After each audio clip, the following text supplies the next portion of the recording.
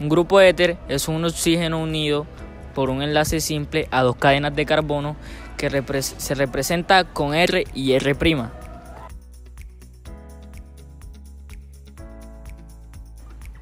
Los éteres se pueden clasificar de diferentes formas. Tenemos por un lado los éteres simples, los cuales son dos grupos alquilos-arilos totalmente iguales unidos a un oxígeno, mientras que por otro lado tenemos éteres mixtos, dos grupos alquilo y arilo totalmente distintos unidos al oxígeno. Por otro lado encontramos los éteres cíclicos y no cíclicos. Por el lado cíclico encontramos que son los pertenecientes a un anillo cerrado como los tetrahidrofuranos, mientras que por los no cíclicos encontramos que son los que no son pertenecientes a ningún anillo.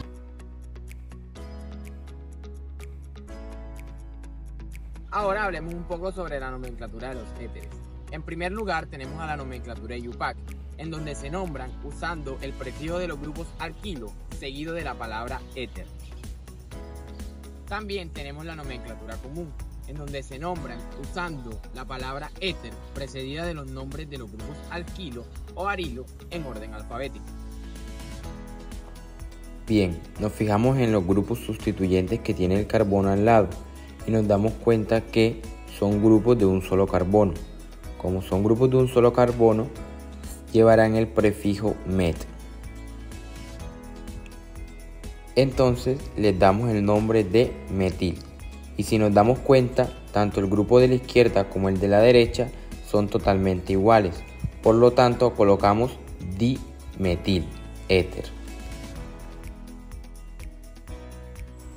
Este caso es totalmente diferente. El grupo de la izquierda tiene un solo carbono, por lo tanto usamos el prefijo para un solo carbono, que sería met. El grupo de la derecha tiene dos carbonos, entonces usamos el prefijo para dos carbonos, sería et.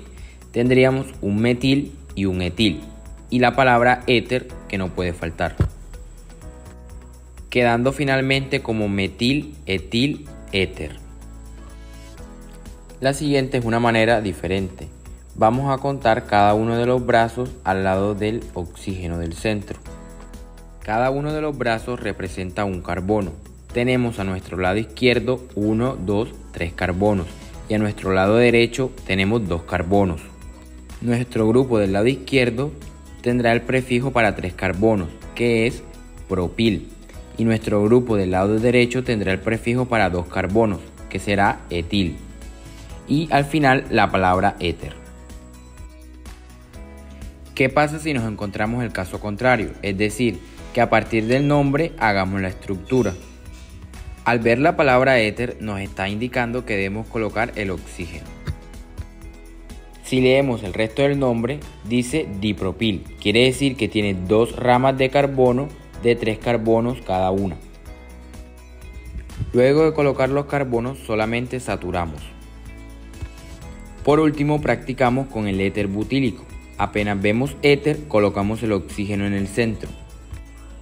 El estar la palabra éter adelante significa que ambas ramas de carbono son iguales. En este caso dice butílico. Eso quiere decir que cada una de las ramas de carbono tiene 4 carbonos. Por último, saturamos.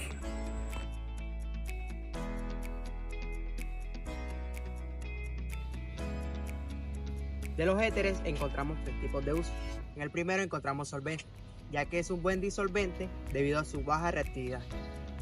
En el segundo punto encontramos industrial farmacéutico, como éter dietílico, ya que fue usado en el pasado como anestésico. En el tercer punto lo podemos encontrar como aditivo para mejorar el rendimiento de los combustibles.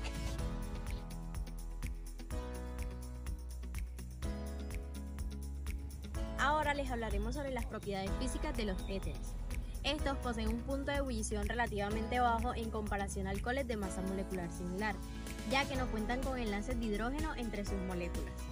Los éteres de cadenas cortas son solubles en agua, gracias a la capacidad del oxígeno de crear enlace entre el hidrógeno y las moléculas de agua.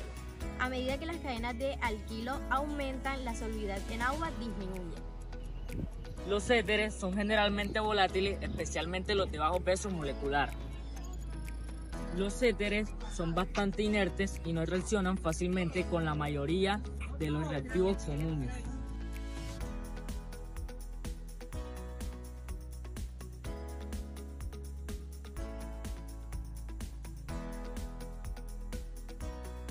Los éteres se pueden formar a partir de la reacción de un alcohol que contiene un grupo OH con un agente deshidratante.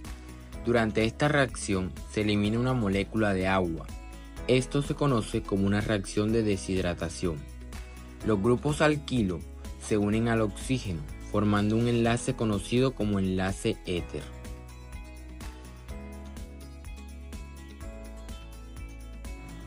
Los éteres pueden reaccionar con ácidos fuertes como el ácido iohídrico o el ácido clorhídrico. En esta reacción, el éter se descompone para formar un alcohol y un halogenuro de alquilo. En los éteres no son comunes las reacciones de oxidación, pero se pueden dar bajo ciertas condiciones. Los éteres pueden ser oxidados a aldehídos o cetonas. Esto no es muy común y requiere condiciones específicas, como el uso de agentes oxidantes fuertes. En presencia de un ácido fuerte y calor, los éteres pueden descomponerse en un alqueno y agua. Los éteres pueden ser formados a través de la reacción de dos alcoholes en presencia de un ácido, que se conoce como reacción de deshidratación.